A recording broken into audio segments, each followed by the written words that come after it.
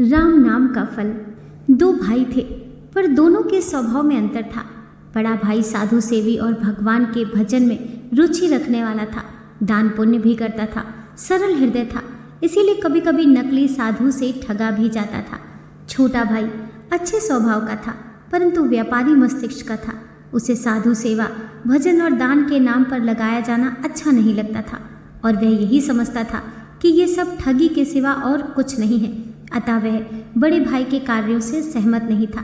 उग्र विरोध तो नहीं करता था, पर समय समय पर अपनी असहमति प्रकट करता था, और असहयोग तो करता ही था।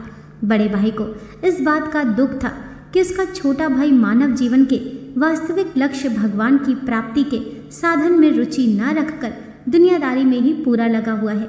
बड़े भाई की अच्छी नीयत थी, और वह अपने छोटे भाई को भगवान की ओर लगा देखना चाहता था। वह समय समय पर नम्रता और युक्तियों से समझाता भी, दूसरे अच्छे लोगों से भी कहलाता, उपदेश दिलवाता था, पर छोटे भाई पर कोई प्रभाव नहीं था। एक बार अपनी शिष्य मंडली सहित एक विरक्त महात्मा उनके शहर में आए। बड़ा भाई साधु सेवी था ही, वह महात्मा की सेवा में उन्हें एक दिन भिक्षा कराने की इच्छा से निमंत्रण देने पहुंचा। वहां बात ही बात में उसने अपने छोटे भाई की स्थिति बतलाई। महात्मा ने पता नहीं क्या विचार कर उससे कहा कि तुम एक काम करना, जिस दिन तुम्हारा छोटा भाई घर में रहे उस दिन हमें भोजन के लिए बुलाना, और हम लोगों को ले जाने और लौटाने के समय एक बाजा साथ रखना। तुम्हारा छोटा भाई जो करे उसे करने देना, शेष सारी व्यवस्था हम कर देंगे। महात्मा की आज्ञानुसार व्यवस्था हो गई। बजते हुए बाजे के साथ महात्मा मंडली सहित आ रहे थे।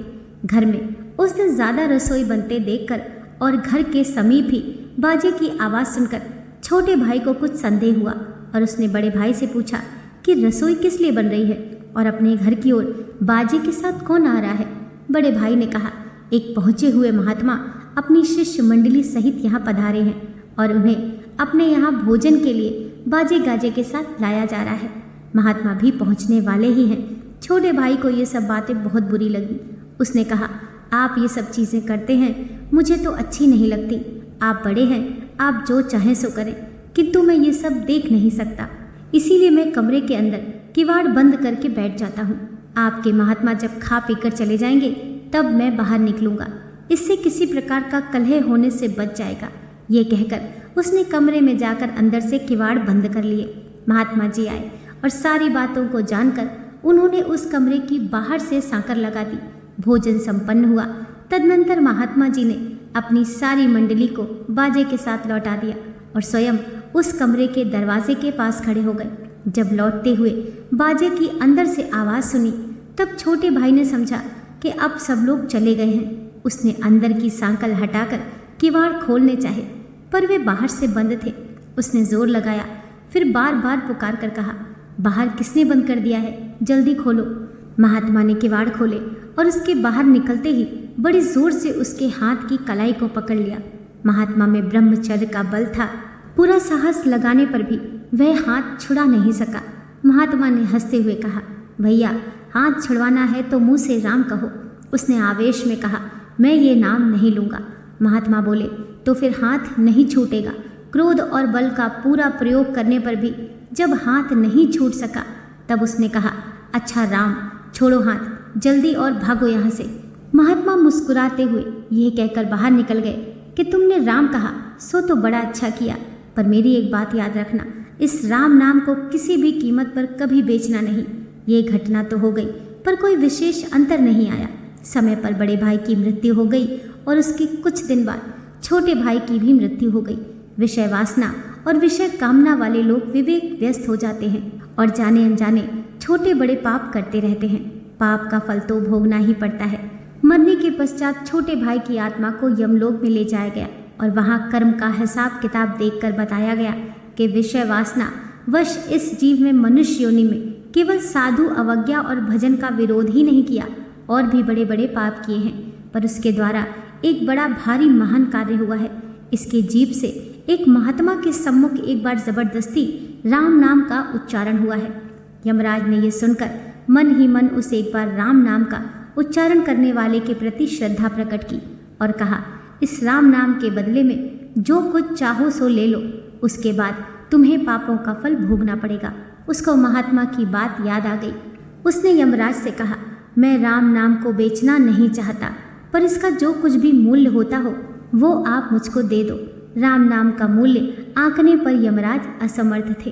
अतएव उन्होंने कहा, देवराज इंद्र के पास चलकर उनसे पूछना है कि राम नाम का मूल्य क्या होता है।